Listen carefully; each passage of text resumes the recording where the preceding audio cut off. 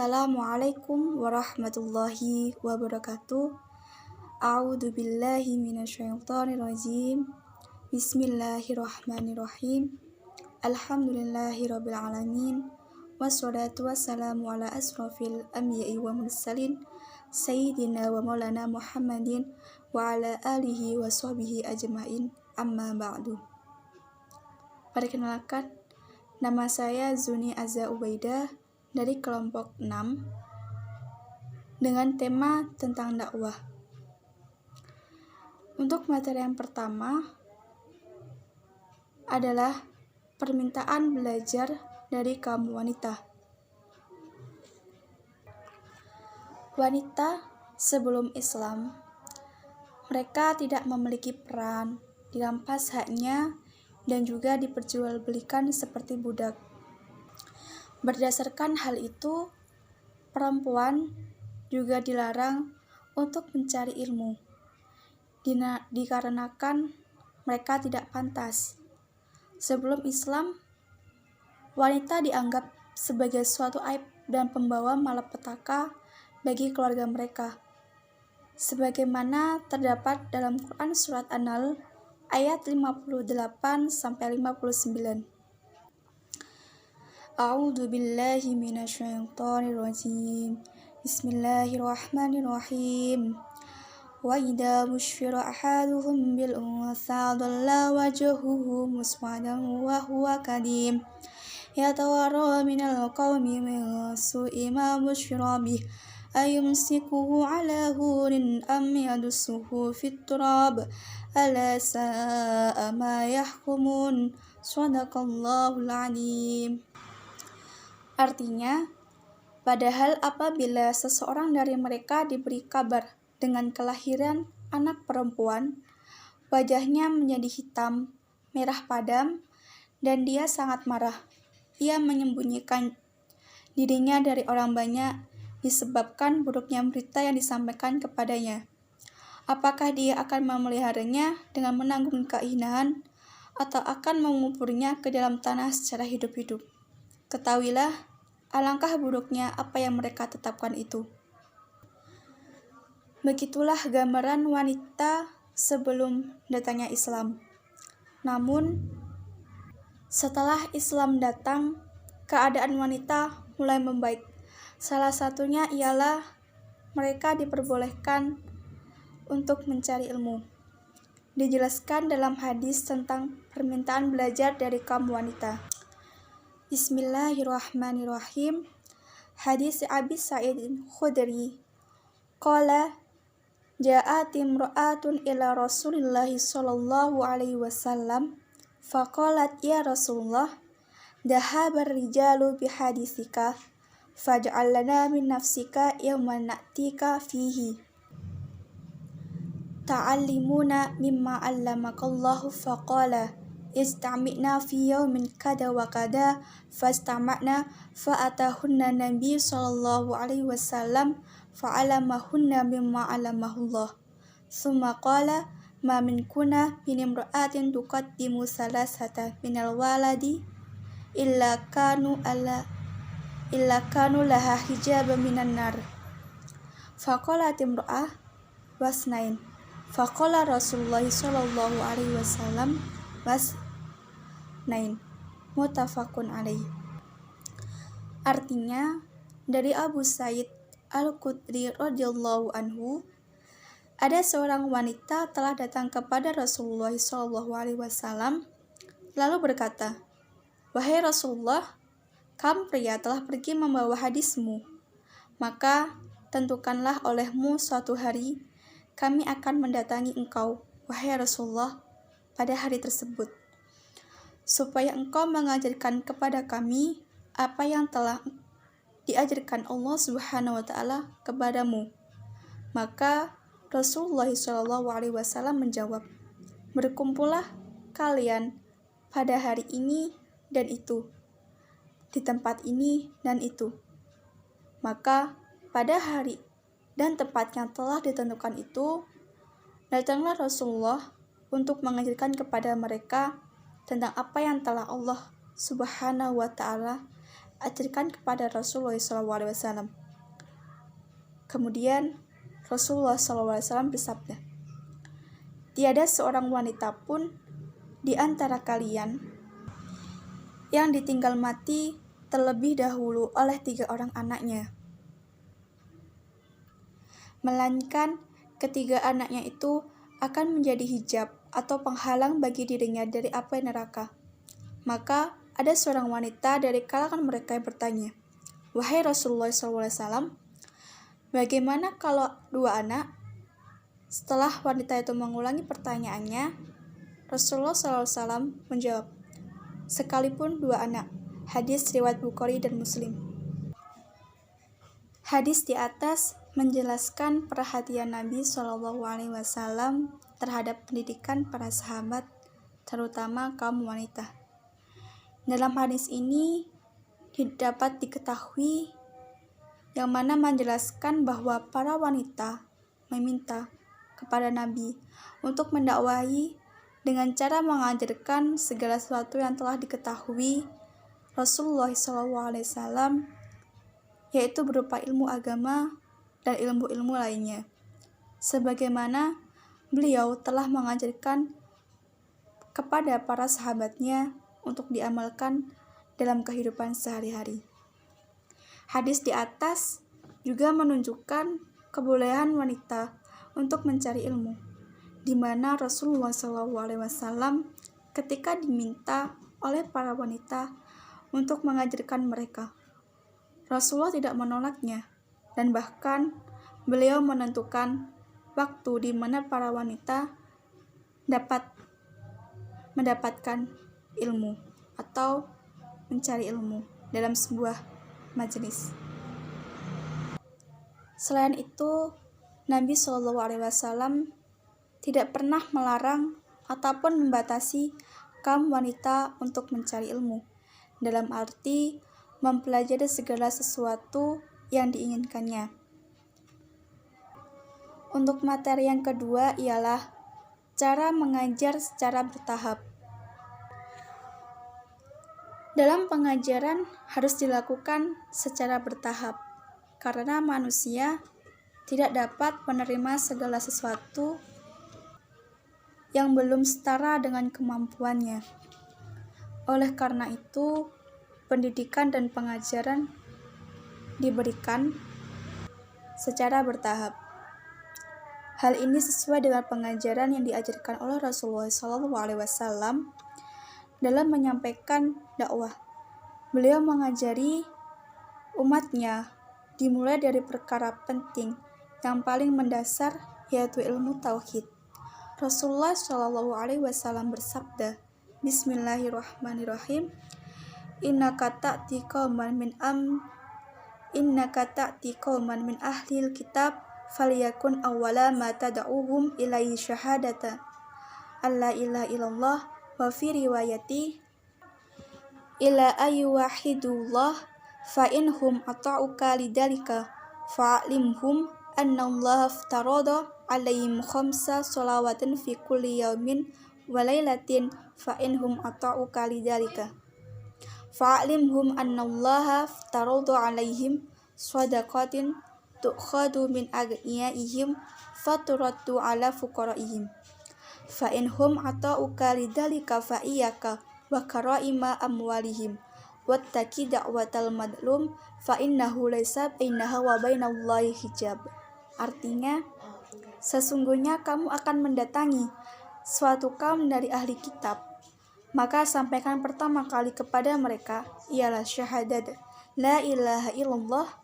Dalam riwayat lain disebutkan ialah supaya mereka mentauhidkan Allah. Jika mereka mematuhimu dalam hal itu, sampaikanlah kepada mereka bahwa Allah mewajibkan sholat 5 waktu sehari semalam kepada mereka. Jika mereka telah mematuhimu dengan hal itu, sampaikanlah kepada mereka bahwa Allah mewajibkan zakat kepada mereka yang diambil dari orang-orang kaya di antara mereka untuk diberikan kepada orang-orang fakir di antara mereka. Jika mereka telah mematuhi dalam hal itu, jauhkanlah dirimu dari harta terbaik mereka dan jagalah dirimu terhadap dua orang yang terzalimi, karena sesungguhnya tiada suatu tabir penghalang pun antara doanya dengan Allah. Hadis riwayat Al-Bukhari dan Muslim. Dalam hadis ini terdapat pelajaran yang dapat diambil di mana tentang tahapan-tahapan dalam berdakwah dan mencari ilmu, yakni memulai dari yang paling penting, kemudian dilanjutkan perkara penting di bawahnya. Maka dalam hal ini kita dianjurkan mencari ilmu dengan tidak tergesa-gesa, karena segala sesuatu yang dilakukan secara terburu-buru itu tidak baik. Kemudian dalam mencari ilmu sangat dibutuhkan kesabaran, karena ilmu didapat dengan seiringnya berjalannya waktu dan tahap demi tahap. Pendapat ulama mengenai hal ini ialah Syekh Bahri bin Abdullah Abu Zaid hafidallah, man ramal alma jumlah dhahaba anhu jumlah. Barang siapa yang mempelajari ilmu langsung sekaligus dalam jumlah yang banyak, akan banyak pula ilmu yang hilang. Maka dalam hal ini sangat dianjurkan kepada kita dengan belajar secara bertahap, mencari ilmu dari yang mudah dipahami, karena sesuai pola pikir dan perkembangan. Berikut materi yang dapat saya sampaikan. Apabila ada kesalahan, kami mohon maaf sebesarnya. Untuk materi selanjutnya akan disampaikan oleh teman saya. Wassalamualaikum warahmatullahi wabarakatuh. Bismillahirrahmanirrahim. Di sini saya akan membahas tentang wajah dan suara Rasul saat mengajar, dan juga Nabi tidak pernah berkata kasar.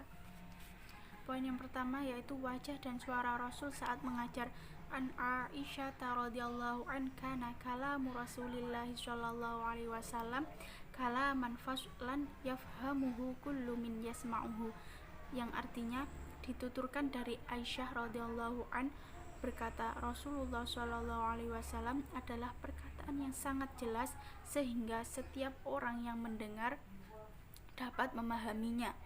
Akhbarana Imran bin Musa bin Mujashir haddatsana Ummah bin Abi Syaibah haddatsana Al-Fadl bin Dukain haddatsana Zuhair an Abi Ishaq qala rajulun lil Bara kana wajhu Rasulillah sallallahu alaihi wasallam mithla sauf qala la walakin mithlal qamar, yang artinya Imran bin Musa bin Mujashir memberikan kabar. Bercerita Utsman bin Abi Syaibah, bercerita Fadl bin Dukain.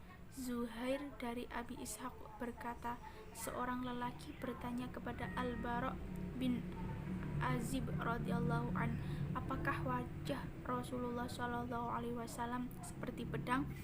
Beliau pun menjawab, tidak, tapi bahkan wajah beliau bagaikan bulan purnama. Pada saat Rasul mengajar, wajah Rasul tidak memperlihatkan terlihat murung ataupun tidak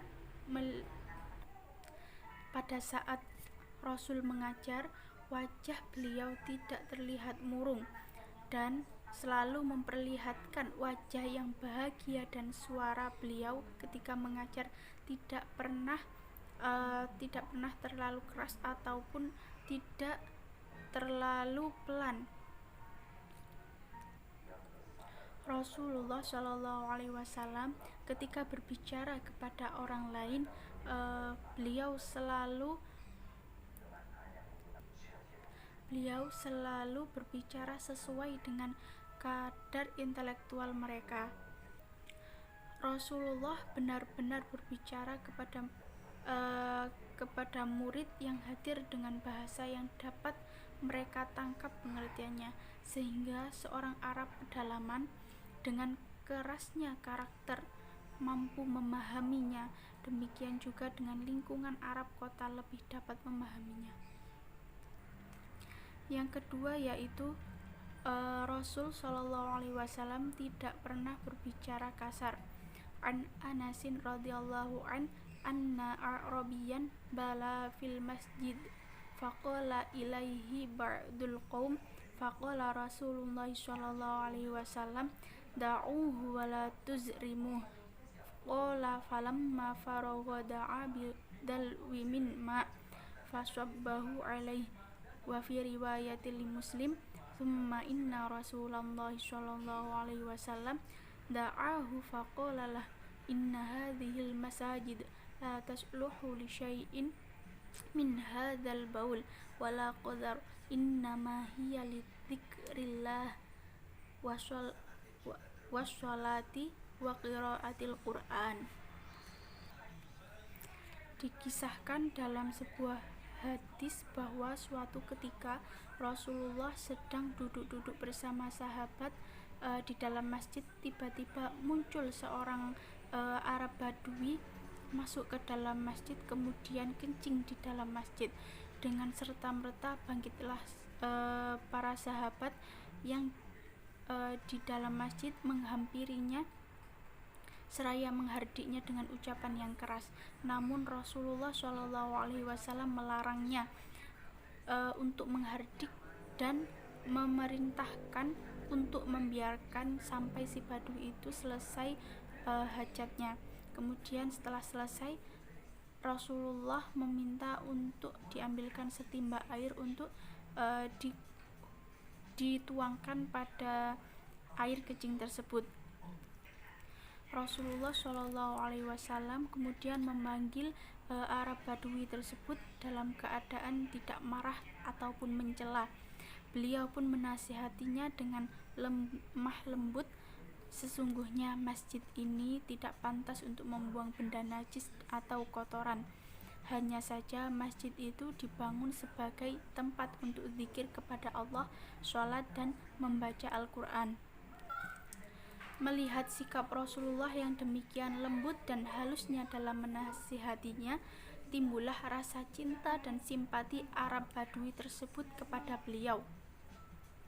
Maka ia pun berdoa, "Ya Allah, rahmati aku dan Muhammad, dan janganlah engkau merahmati seorang pun bersama kami berdua." Mendengar doa tersebut, Rasulullah tertawa dan berkata kepadanya, "Kamu telah mempersempit sesuatu yang luas." Riwayat di atas menunjukkan betapa indah dan lembutnya cara pengajaran yang dipraktekkan Nabi Shallallahu Alaihi Wasallam terhadap seorang yang belum mengerti. Dengan sikap arif dan hikmah Rasulullah akhirnya melahirkan rasa simpati dan membuka mata hati Arab Badui tersebut dan menerima nasihat. Itulah kemuliaan akhlak Rasulullah, sang teladan yang telah dipuji Allah sebagai Nabi. Kelembutan dan kesabaran dijadikan sebagai manhaj dalam mendidik umatnya. Ucapannya lembut, sikapnya lembut, dan perilakunya dapat dalam semua aktivitas adalah kelembutan, kecuali sikap yang membutuhkan tegas. Assalamualaikum warahmatullahi wabarakatuh. Nama saya Muhammad Amiruddin, Prodi PAI, Prodi Tarbiyah jurusan PAI, Matkul Hadis Tarbawi akan menjelaskan tentang dakwah Rasulullah. Yang pertama, mempermudah, tidak mempersulit, atau bisa disebut at-taisir. Agama Islam yang didakwakan Nabi Muhammad SAW sangat dengan kemudahan. Banyak aturan-aturan di dalamnya yang oleh sementara orang dianggap menyulitkan.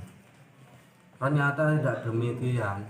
Orang yang tidak dapat menjalankan sholat dengan berdiri, ia boleh sholat dengan berbaring.